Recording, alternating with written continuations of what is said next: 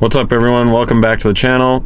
Today we're going to be picking up a new daily because the Jeep got written off probably almost 2 months ago from hail, and I took the deal because I got more out of it than I paid for it in the first place. So we're going to go grab some cash and head down to the lot, and we'll catch you guys there.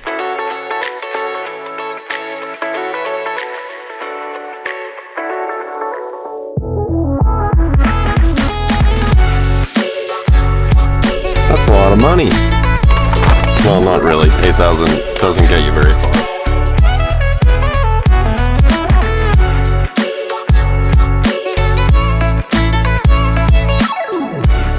Alright guys, you'll find out what I bought here in a minute. But first, I'm going to call Brett because I bet you anything when I tell him what I got, he's going to be like, oh no. Back in the day, I had a B5 Audi A4 and I had traded a Dodge Dakota for it, and it was rough. Like, it literally, the main seal was gone, but I didn't know at the time. Like, I was stupid and didn't really follow up with it enough. Like, the suspension was gone.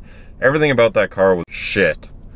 And Brett called it, and I traded it, and he was like, I told you. And I ended up sinking like almost 10 grand into that thing. Did all new suspension, literally pulled the motor, found a spare motor from someone else, bought it, swapped it in, ended up having to get Volkswagen Audi to do the final bits of the install because I couldn't get it running. And yeah, it was trash.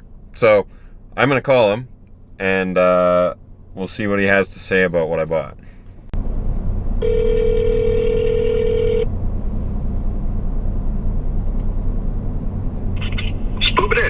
What's dude? Oh, not much. You?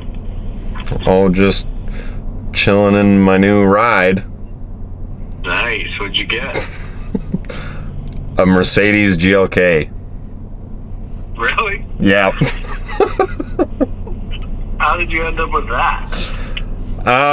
So originally I was looking at, did I send you like the picture of the Beamers that I was looking at, like the X3 or whatever? Or not even? Yeah, you told me that's kind of what you were thinking about. Okay, so a bid on an X5, a slightly older one, that I thought was pretty nice, and it was like, man, it was like a V8 twin turbo, actually crazy. And when I went, I actually won the bid on it at like $6,100, so like pretty low. Yep. But then when I went to pick it up, like the sellers of the auction had the reserve set at like 9,500, so they still obviously like wanted more for it. They wanted like 8 grand. So I went to take a look at it, ran into Curtis's buddy like at the auction, and he was like literally shoot yourself before you buy a BMW. And I was like, well, I can't proceed to buy this thing after he says that to me. So I was sad because I was like stoked on it. Like, it had a lot of cool features and everything, but he's like honestly, like, you'll get this thing and maybe it's not tomorrow, maybe it's not the next day, but like you will have problems. And I know so many people that these things are like always in the shop, and if it's not like mechanical issues, it's going to be electrical next. I just passed on that one, and I've been kind of looking since. But when he was there, he's like, honestly, like, because he's been buying and selling vehicles for like 30 years. He's like, honestly, some like really good, reliable, nice SUVs are the Audi Q5s. And I'm still like, I was looking at them, but like I also still have a sore spot for Audis. Why? Oh, I don't know. And so I was looking at Q5s, and then he also said the GLKs are like really good, like really reliable. And so I was looking at between those Q5s and GLKs, and yeah, that's how I ended up with this. Oh, you're good. Mm-hmm. We're gonna hit up the car wash and probably start getting it cleaned up and everything.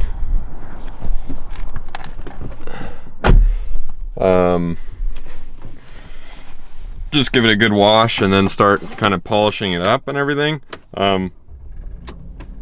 It runs really smooth. Beeping at me. It's only got 157,000 K on it, which is not bad. I paid 8,000 for it in the end. It was originally listed by a different seller for like 11, and then a different dealer like got a hold of it in some wholesale deal and resold it for much cheaper. I gave them an offer a little bit below what they were asking and ended up getting it for 8. So overall, I think it's a really good deal for what the kilometers are and everything. I wanted a black one, but every other one that I looked at was like 200,000 plus kilometers, and they still wanted minimum like $12,000, $13,000 and higher. So kilometers was the big thing for me. There's obviously typical like German, like their stuff kind of peels off some of the switches and things here and there, but overall like it's in pretty good shape. Like that side looks all really good. All the center console looks really good. Kind of gives you like this like old analog style radio dial, but it is digital. There's a dual sunroof, so it actually has like a screen on both sides that goes across, or you can close that. Then that goes up, and then this switch literally has like 3 axes on it. You can push it back, and then it fully opens the sunroof, and then you can close it again. But yeah, so pretty stoked. Let's get this thing cleaned up. I'll probably skip the car wash and then we'll get back to the house. I might pull some of the 3M stuff off the front just because it's kind of peeling and old, and then I can polish it all up. But if I don't, then we'll just jump to interior detailing and some of that stuff. So let's do it.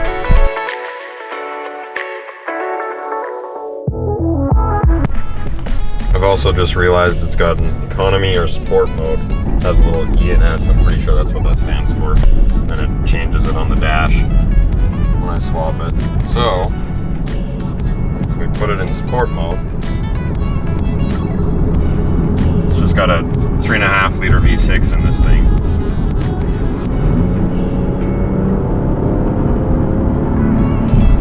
But hey, it's not half bad. Has way more power than my Jeep had and drives substantially better. So, pretty happy.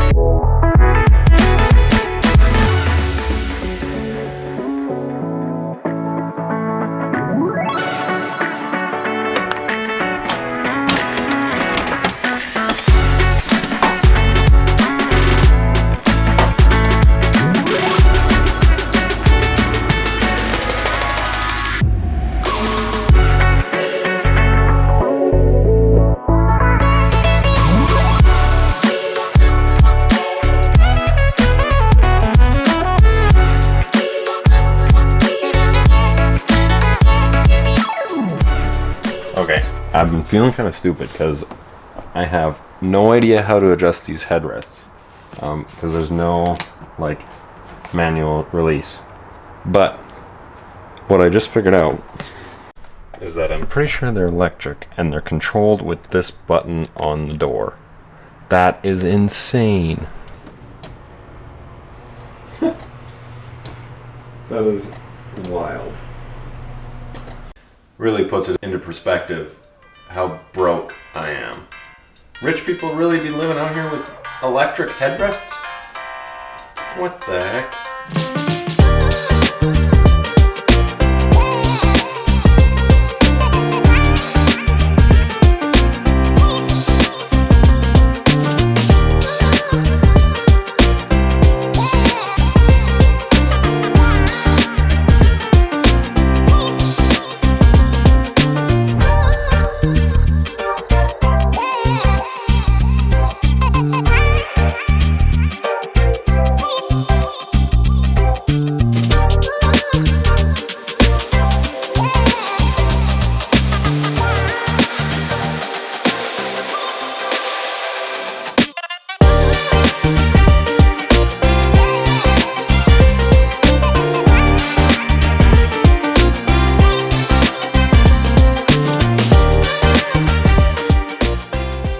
one of the last things I'm gonna do tonight is just pull off the 3M, specifically only on the hood, because this is where it's kind of peeling up on that edge there.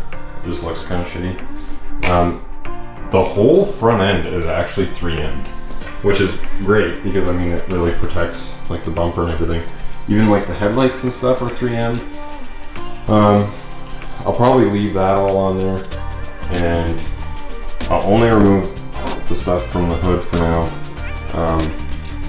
tonight, and then probably tomorrow I'll get into polishing the whole thing up. It doesn't need a lot, to be honest. Like, it already looks pretty great, but just kind of a finishing coat or finishing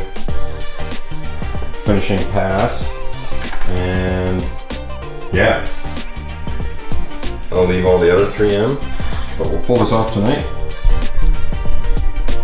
and get that done so that we can polish tomorrow.